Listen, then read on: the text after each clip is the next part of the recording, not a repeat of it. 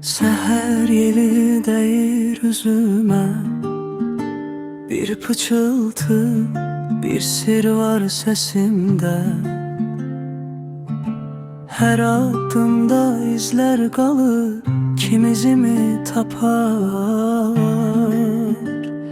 kim arar.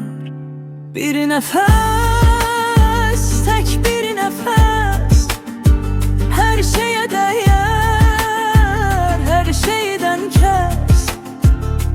Sen gel mənə nefes ol, hayat mənə dar, sen geniş yol.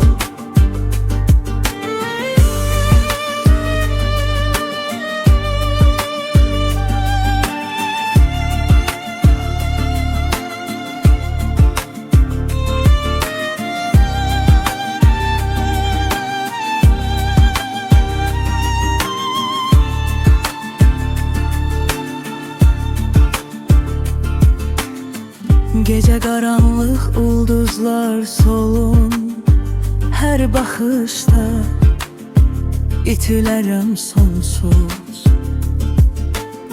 Bir küləkdə hərarət var, sen hardasan qəlbimdə yanar.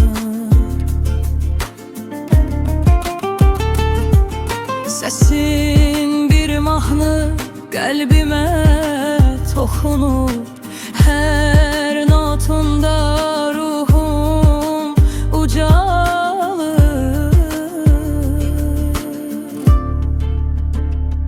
Bir nefes, tek bir nefes, her şeye değer, her şeyden kes. Sen gel mənə nefes ol, hayat mənə dar, sen geniş yol. Kuru yarpaqlar xışıldayır yerdə, her iz bir xatirə, her iz bir dərddə.